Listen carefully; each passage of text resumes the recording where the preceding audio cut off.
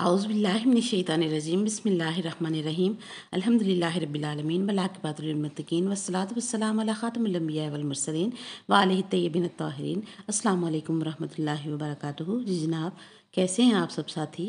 15 رمضان مبارک، ظہور پر نور مولا حسن مجتبیٰ علیہ السلام سب مومنین کو مبارک ہو کہ حسن مجتبیٰ علیہ السلام سورہ کوثر کی پہلی تفسیر بن کر نازل ہوئے، اور عربی تہذیب میں، عربی معاشرے میں سب سے پہلے یہ نام حسن کسی کا بھی نہیں ہوا تھا۔ یہ فرزند فاطمہ سلام اللہ علیہا اور فرزند مولا علی علیہ السلام کو یہ نام سب سے پہلے عطا ہوا، اور علی مولا کے اس ولی عہد کی قرآن میں اللہ کریم نے گفتگو فرمائی ہے۔ قرآن پاک میں آیت مباہلہ میں بھی آغاز میں ہی مولا حسن پاک کا بیان ہے۔ رب فرماتا ہے فَقُلْ تَعَالَوْا أَبْنَاءَنَا، اور ابناء کی پہلی کڑی کا نام مولا حسن پاک ہے۔ اور دوسری جگہ قرآن پاک میں سورہ تین میں رب نے ارشاد فرمایا بسم اللہ الرحمن الرحیم والتین والزیتون وطور سینین وہذا البلد الامین۔ اللہ اکبر۔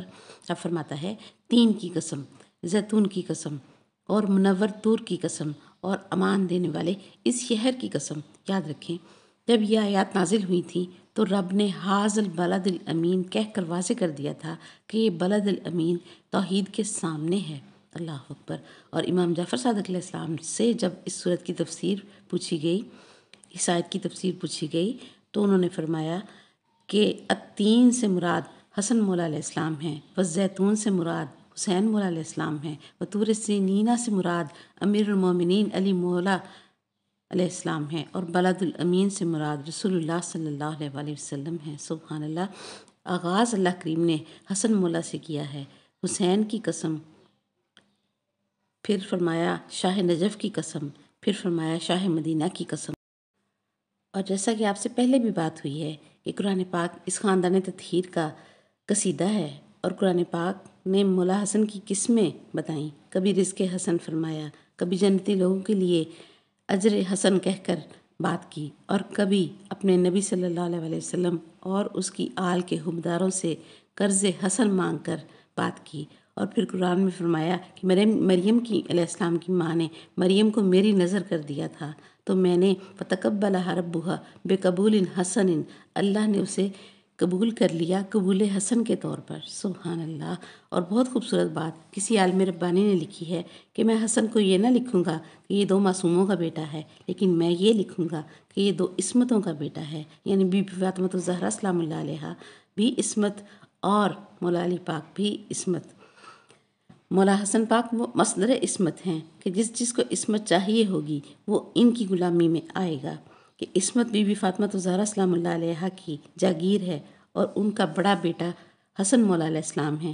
اس لیے یہ وہ ہیں جہاں سے عصمت بٹنا شروع ہوئی ہے کہ دربار شام میں امیر معاویہ کے تمام وزراء نے جب اپنے اپنے فضائل روب جمانے کے لیے بیان کرنے شروع کیے اور فخری انداز میں بیان کیے، تو تاریخ کی کتابوں میں درج ہے کہ حسن مولا نے ایک ہی بات کہہ کر ان کو چپ کرا دیا کہ پہلے اپنا شجرہ تو کھڑا کر لو، پھر اپنی تعریفیں بھی کر لینا، اور فرمایا کہ تم جانتے نہیں ہو کہ میں اس قبیلے کی شاخ ہوں جہاں سے کائنات کی بہترین شاخیں نکلتی ہیں، اور میرے باپ دادا عرب کے اکرم ترین لوگ ہیں۔ یہ چھوٹا موٹا دعویٰ نہیں ہے۔ رب نے قرآن میں فرمایا ہے اقرأ بسم ربک الذی خلق خلق الانسان من علق اقرأ وربک الاکرم الذی۔ سبحان اللہ۔ یا قرآن میں اللہ کریم نے خود کو اکرم کہا، یا حسن مولا اپنے خطبے میں اپنے آباء و اجداد کو اکرم کہہ رہے ہیں کہ القرآن مال علی و علی مال قرآن ہیں۔ پھر فرمایا کہ فخر بھی ہمارے لیے اور نسب بھی ہمارا ہی باعث فخر ہے۔ اور امام صادق علیہ السلام سے کسی نے پوچھا کہ آپ اپنے خاندان کو سب سے معظم فرماتے ہیں اور کسی کو اپنے برابر جو ہیں وہ نہیں فرماتے، تو پھر آپ اپنے حبداروں کو ذی وقار اور ذی عزت کیوں کہتے ہیں؟ تو انہوں نے جو جواب فرمایا وہ آپ کی اور میرے سکون کے لیے کافی ہے کہ نسب نسبت سے ہے، اور ہمارے حبداروں کی نسبت جو ہم سے ہے، اس لیے ہم اپنے حبداروں کو ذی وقار کہتے ہیں۔ پھر فرمایا مولا حسن نے اپنے خطبے میں کہ میرے تعلق اس شجرے سے ہے جہاں اتنی بلند شاخیں ہیں کہ انتہا ختم ہو جاتی ہے، شاخوں کی بلندی ختم نہیں ہوتی، بڑھتی ہی چلی جاتی ہے، اور اس شجرے پر پاکیزگی کے پھل لگتے ہیں، تطہیر کے پھل لگتے ہیں، اور اس شجرے کی جڑ اسلام ہے، اور اس کا علم نبوت ہے۔ مولا حسن قرآن پاک کی آیت شجرہ کی تصویر بنا کر دکھا رہے ہیں اپنے خطبے میں، اور اللہ کریم نے بھی اپنے کلمہ طیبہ کی مثال قرآن میں اس گھر کے ساتھ دی ہے، یعنی محمد رسول اللہ صلی اللہ علیہ وسلم سے لے کر مہدی آخر الزماں تک کلمہ طیبہ سے افضل اس خاندان کو فرمایا ہے۔ اور رب فرماتا ہے کہ اس شجرہ طیبہ کی جڑ زمین پر اور شاخ آسمان پر ہے۔ مولوی کے بتائے ہوئے درخت پر نہ جانا، کہ مولوی شجرہ نسب کو درخت سے کا ترجمہ کرتا ہے کہ آج تک 40 فٹ 60 فٹ کی بلندی سے بڑا کوئی درخت ہے ہی نہیں۔ ملا دکھائے وہ درخت جس کی جڑ زمین پر ہو اور شاخ آسمان پر ہے۔ مولوی کے بتائے ہوئے درخت پر توجہ نہ کرنا، شاخ آسمان پر یہ کون سا شجر ہے جس کی شاخ آسمان میں ہے؟ رب قرآن میں بیان کر رہا ہے، اور شاخیں بھی نہیں، ایک شاخ کا ذکر کر رہا ہے، اور درختوں میں کی شاخیں ہوتی ہیں، ایک شاخ نہیں ہوتی۔ یہ شجرہ طیبہ خاندان نبوت صلی اللہ علیہ وسلم ہے، یہ کسی درخت کی بات نہیں ہے۔ اور فتح مکہ کے موقع پر اس ایک شاخ کو پورے مکے نے اور تمام صحابیوں نے اپنے بھی مولا جناب محمد رسول اللہ صلی اللہ علیہ وسلم کے کندھوں مبارک پر چڑھے ہوئے دیکھا۔ اللہ اکبر! مولا علی پاک جب نبی صلی اللہ علیہ وسلم کے کندھوں مبارک پر چڑھے بت توڑنے کے لیے، تو نبی صلی اللہ علیہ وسلم نے اس وقت علی مولا سے پوچھا کہ علی کہاں تک پہنچ گئے ہو؟ تو علی مولا نے عرض کی کہ حکم کریں تو عرش کی ہر چیز فرش پر لے آؤں۔ سبحان اللہ! اور دسترخوان مولا حسن پاک جو کہ رب العزت نے عیسیٰ علیہ السلام کے مائدہ کے بعد اتار کر مہر لگا دی کہ آسمان سے دسترخوان اگر اترا تو مولا حسین پاک کے لیے جنتی کھانے لے کر اترا، اور ان کے ساتھیوں کے لیے کہ سفر حج کے دوران مولا حسن پاک اور ان کے ساتھی جو ہے وہ بھوکے بھی تھے اور پیاسے بھی تھے، اور لقدق صحرا تھا، تو مولا حسن پاک نے مانگا بھی نہیں، دعا بھی نہیں مانگی۔ عیسیٰ علیہ السلام نے تو دعا مانگ کر دسترخوان جو ہے وہ منگوایا تھا اپنی حواریوں کے لیے، لیکن مولا حسن پاک نے دعا بھی نہیں مانگی، اور آسمان کے در کھل کے تو نوری فرشتے جو ہیں وہ دسترخوان لے کر آئے۔ اللہ کریم دسترخوان مولا حسن کے صدقے میں ہم سب کے دسترخوان وسیع رکھے، اور ہمیں مہمان نوازی کی توفیق عطا فرمائے، اور رب کی مخلوق ہمارے گھروں سے اپنا اپنا حصہ لے کر جائے۔ رب ہمیں بانٹنے والوں میں شامل فرمائے، تاکہ ہم بھی متقیوں میں شامل ہو سکیں۔ یہی متقی کی شان ہے، اور قرآن پاک میں صاف اور واضح کر کے بتا دیا ہے کہ ہدی للمتقین، یہ پاک کلام، یہ کلام الہی متقین کو ہدایت دیتا ہے۔ اور رمضان اور قرآن کا گہرا ساتھ ہے، اور رمضان کے لیے قرآن ارشاد فرماتا ہے رمضان اس لیے دیا گیا ہے تاکہ تم تقویٰ حاصل کرو۔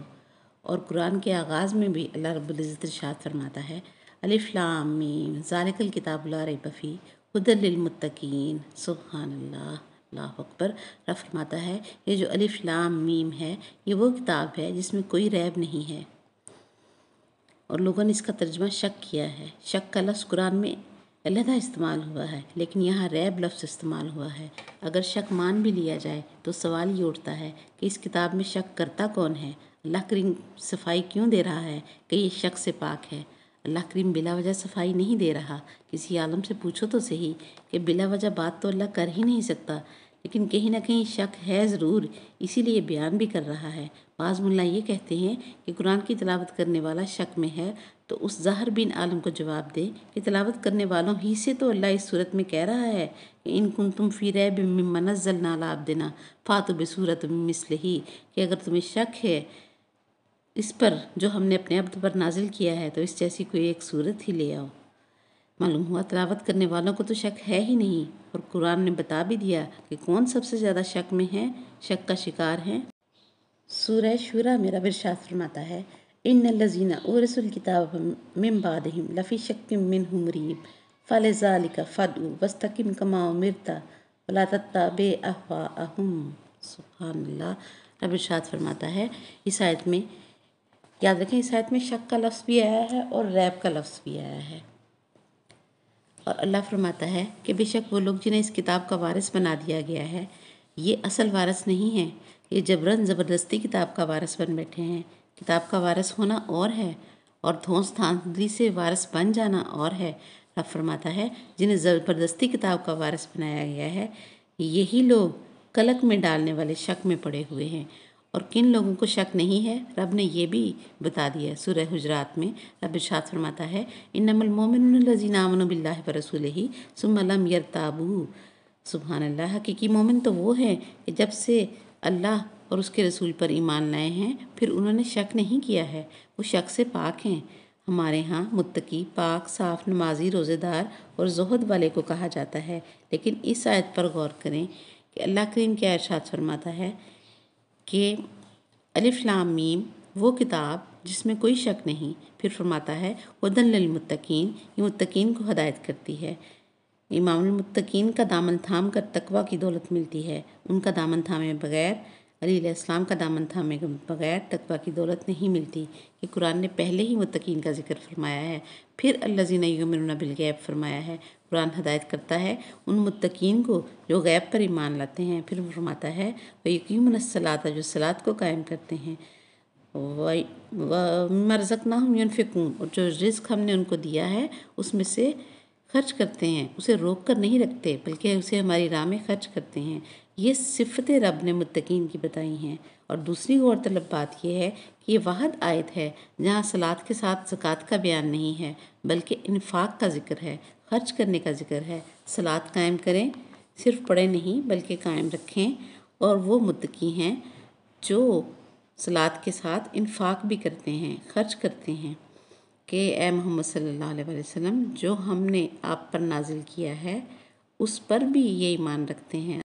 اور صلاۃ قائم کرنے کے بعد اور انفاق فی سبیل اللہ کرنے کے بعد رب نے بہت اہم بات ارشاد فرمائی۔ رب فرماتا ہے والذین یؤمنون بما انزل الیک، اللہ اکبر، کہ اے محمد صلی اللہ علیہ وسلم، جو ہم نے آپ پر نازل کیا ہے اس پر بھی ان کا ایمان ہو تو متقی بنتے ہیں۔ انزل الیک کا فرما کر واضح کیا کہ حکم غدیر جب آیا، حکم غدیر کے میدان میں حکم الہی جو آیا، اس آیت میں بھی اللہ کریم نے ارشاد فرمایا یا ایھا الرسول بلغ ما انزل الیک۔ سبحان اللہ۔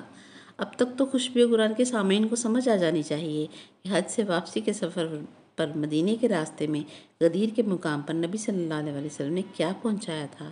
کہ رب ارشاد فرما رہا ہے بلغ ما انزل الیک۔ نبی صلی اللہ علیہ وسلم نے ولایت علی علیہ السلام کی بیعت لی تھی وہاں پر، من کنت مولاہ فہذا علی مولاہ کا فرمان پہنچایا تھا وہاں پر، اللہ اکبر، اور بیعت لی تھی تمام صحابہ کرام سے۔ اور اللہ کریم یہاں سورہ بقرہ کی آیت میں ارشاد فرما رہا ہے کہ والذین یؤمنون بما انزل الیک، اور وہاں اعلان غدیر میں بھی ارشاد فرمایا کہ بلغ ما انزل الیک، اللہ اکبر، اے میرے محبوب صلی اللہ علیہ وسلم پہنچا دو جو تیری طرف نازل کیا گیا ہے۔ اب سمجھ لیں قرآن کن کو ہدایت کرتا ہے۔ ھدی للمتقین میں یہ نشانی بتا کر رب نے واضح کر دیا کہ جس کا ولایت علی علیہ السلام پر ایمان ہے، جس کا امام المتقین پر ایمان ہے، وہ متقی ہے۔ ان متقیوں کو قرآن ہدایت کرتا ہے، اور پھر کتنے خوش نصیب ہیں وہ متقی کہ رب ان کی شان آگے بیان فرما رہا ہے کہ اولئک علی ھدی من ربہم، یہ وہ لوگ ہیں جو عام ہدایت کے محتاج ہی نہیں ہیں، ان کے پاس اپنے رب کی ہدایت موجود ہے، یعنی جن کا بلغ ما انزل الیک پر ایمان ہے وہی اپنے رب کی طرف سے ہدایت یافتہ ہیں۔ اولئک علی ھدی من ربہم، اللہ اکبر، واولئک هم المفلحون۔ سبحان اللہ۔ یاد رکھیں قرآن میں جڑواں بھائیوں کی طرح صلاۃ اور زکوٰۃ اکٹھے بیان ہوئے ہیں، دونوں لازم و ملزوم ہیں، نہ صلاۃ کی معافی ہے نہ زکوٰۃ کی معافی ہے۔ اللہ نے یہ دونوں اسلوب، دونوں کلیے، دونوں فلسفے دیے کہ صلاۃ بھی ہوگی اور زکوٰۃ بھی ہوگی تو اے بندے تجھے نجات ملے گی۔ سوچیں کہ نماز 13 سال تک واجب ہو جاتی ہے اور روزہ 15 سال تک واجب ہوتا ہے، اور اگر بچہ 11 سال کی عمر میں مر جائے تو پھر تو وہ نجات نہیں لے سکتا کہ نہ اس نے نماز پڑھی نہ زکوٰۃ دی۔ تو یہ تو اللہ کریم کے عدل کے خلاف ہے کہ موت اللہ نے دی اس کو تو، اور وہ اس کی بخشش نہ ہو، اس کی نجات نہ ہو۔ یاد رکھیں جو مولوی صلاۃ اور زکوٰۃ سمجھاتا ہے اس کے مطابق اللہ کریم نعوذ باللہ عادل نہیں رہتا۔ ملا کے چکر میں آ کر رکوع و سجود کو صلاۃ سمجھنے والے سن لیں، اور گندم کے ڈھیر میں سے کچھ دے دینے کو زکوٰۃ سمجھنے والے سن لیں۔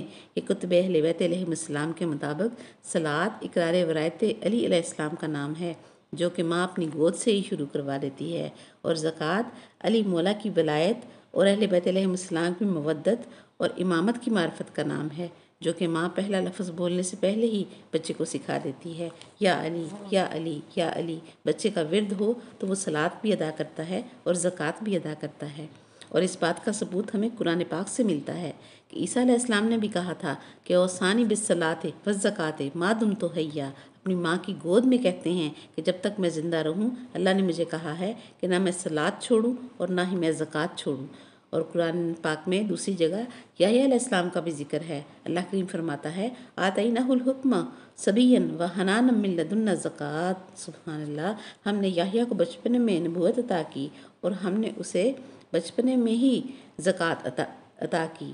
واضح کر دیا اللہ کریم نے کہ جب سے یحییٰ نبی ہے اس دن سے ہی ہم نے اسے علی مولا کی معرفت عطا کی ہے۔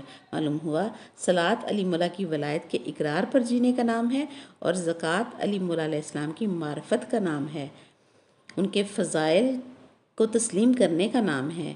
اور یہ علی مولا کی معرفت اتنی اہم ہے کہ اللہ کریم نبی کی نبوت کے برابر گن رہا ہے اس معرفت کو، جو الحمدللہ آپ کے اور میرے دل میں ہے۔ سبحان اللہ، تیری میری عبادت بڑی ہے یا یحییٰ علیہ السلام کی نبوت بڑی ہے، عیسیٰ علیہ السلام کی نبوت بڑی ہے؟ ہمارے کلمہ اذان نماز میں علی ولی اللہ کی گواہی عبادت کو اس نے قبولیت ملا دیتی ہے، اور علی مولا کی محبت میں وہ قوت ہے جو جنت کی نعمتوں میں بھی نہیں ہے۔ اگر ایسا ہوتا تو پھر جنت کی نعمتوں کا نام قوت پروردگار ہوتا۔ اللہ اکبر، شاہ مرداں، شیر یزداں، قوت پروردگار نہ کہا جاتا۔ جو اللہ کی قوت ہے اس کے نام میں کتنی طاقت ہے یہ فیصلہ خود کر لینا۔ صلاۃ علی شہنشاہ کی ولایت کا نام ہے، اور علی مولا کا فرمان ہے کہ من اقام ولایتی فقد اقام الصلاۃ۔ جس نے میری ولایت اپنے عقیدے میں قائم کر لی وہ صلاۃ قائم کر چکا ہے، کہ صیغہ ماضی کا ہے، قائم کر چکا ہے۔ اور 24 گھنٹے کا نمازی ہوتا ہے وہ بندہ، وہ سوئے تو نمازی، جاگے تو نمازی، ذمہ داریاں ادا کرے تو نمازی۔ حدیث رسول پاک صلی اللہ علیہ وسلم بھی ہے کہ المومن العارف الموال لعلی عابد وان لم یعبد۔ سبحان اللہ، نبی پاک صلی اللہ علیہ وسلم فرماتے ہیں جو بندہ علی کی معرفت رکھتا ہے، علی علیہ السلام کی ولایت کا عقیدہ اور ایمان رکھتا ہے، عبادت نہ بھی کر رہا ہو تو عابد ہے۔ سبحان اللہ، رسول صلی اللہ علیہ وسلم کے فرمان کے مطابق بغیر عبادت کے بھی بندہ عابد ہو سکتا ہے، کہ نمازی 5 وقت کا عابد ہوتا ہے، چھٹے وقت کا نہیں۔ روزہ دار 1 مہینے کا عابد ہے، باقی 11 مہینے کا نہیں ہے۔ حج زندگی میں 1 بار کا عابد بناتا ہے، باقی زندگی میں نہیں۔ اور فرمان رسول پاک صلی اللہ علیہ وسلم ہے کہ حب علی عبادہ، علی کی محبت اللہ کی عبادت ہے۔ سوتا جاگتا ہے اور اس کے دل میں علی کی محبت ہوتی ہے۔ کلمے، اذان، نماز، روزے میں بھی حب علی اور علی ولی اللہ کی شہادت موجود ہوتی ہے، اسی لیے وہ عبادت میں ہے۔ یاد رکھیں، ہر نبی نے اپنی اپنی امت کے کرتوتوں سے تنگ آ کر اللہ کی بارگاہ میں ہاتھ اٹھا دیے، اور نوح علیہ السلام نے تو یہاں تک عرض کی کہ رب لا تذر علی الارض من الکافرین دیارا، ان کے گھروں سمیت ان کو زمین سے مٹا دے۔ لیکن واحد نبی ہمارا نبی صلی اللہ علیہ وسلم ہے جس نے ہاتھ نہ اٹھائے اللہ کی بارگاہ میں بد دعا کے لیے، اور نہ ہی یہ کہا کہ بس میں سمجھا کے تھک گیا ہوں، میری دلیلیں ختم ہو گئی ہیں، اب عذاب بھیج دے۔ اور محمد رسول اللہ صلی اللہ علیہ وآلہ وسلم نے بد دعا کے لیے ہاتھ کیوں نہ اٹھائے، اس کی وجہ کا نام علی مولا علیہ السلام ہے، کہ باقی انبیاء کے پاس سمجھانے کے لیے کچھ باقی نہ رہتا تھا، اور محمد صلی اللہ علیہ وسلم اپنی امت کو ہلاکت سے بچا گئے کہ علی مولا علم کا دروازہ بن کر سمجھانے کے لیے موجود ہیں۔ پھر حسنین کریمین کے بعد سید سجاد علیہ السلام، باقر العلوم علیہ السلام، اور آخر میں مہدی آخر الزمان جو ہیں وہ سمجھانے آئیں گے، اور جو مہدی علیہ السلام کے سمجھانے پر بھی نہ سمجھے گا پھر قیامت عذاب بن کر نازل ہوگی۔ اسی لیے میرے آقا کریم صلی اللہ علیہ وسلم نے اللہ کریم کی بارگاہ میں بد دعا نہ کی، کہ ایک پورا امامت اور ولایت کا سسٹم چھوڑ کر جا رہے تھے تاکہ تسلسل محمدیت اور کار شریعت چلتا رہے۔ یاد رکھیں، نوح علیہ السلام نے عذاب مانگا، اللہ کریم نے کھجوریں نازل کر دی کہ کھجوریں کھاؤ، گٹھلی دباؤ، اگیں، درخت بنے، لکڑیاں کاٹیں اور پھر ان لکڑیوں سے کشتی بنائیں اور پھر میں عذاب بھیج دوں گا۔ علم باٹنی کے تحت یہ بات ثابت ہے کہ کھجور کی لکڑی میں تیرنے کی صلاحیت نہیں ہے، ادھر پانی میں ڈالو ادھر ڈوب جاتی ہے۔ اور اللہ کریم نے مثال دینی تھی اہل بیت علیہ السلام کی کشتی نوح کے ساتھ۔ اللہ کریم نے کھجور کی لکڑی سے تیرنے کی صلاحیت ہی سلب کر لی، تیرنے والی خصوصیت چھین لی کہ آنے والے وقت میں کوئی کھجور کے درخت کی لکڑی کی کشتی بنا کر اسے پانی میں تیرا کر اسے نوح علیہ السلام کی کشتی کی مثل نہ کہہ سکے۔ یہ بھی تیر رہی ہے۔ معلوم ہوا نوح علیہ السلام کی کشتی کی مثال قائم ہی نہیں ہو سکتی۔ اب سمجھ لیں کہ پار اترنا چاہتے ہو تو اہل بیت علیہ السلام کا دامن تھامنا ہوگا۔ اسی لیے اہل بیت علیہ السلام کو کشتی نوح کی مثل قرار دے دیا گیا ہے اور ضمانت بھی دی ہے کہ من راکب فیہا فقد نجا، جو بھی اس میں سوار ہو جائے گا نجات پا جائے گا، پار اتر جائے گا۔ اللہ اکبر۔ آج کے لیے اتنا ہی۔ وآخر دعوانا ان الحمدللہ رب العالمین۔ سبحانک اللہم بحمدک ونشہد ان لا الہ الا انت نستغفرک ونتوب الیک۔ السلام علیکم ورحمۃ اللہ وبرکاتہ۔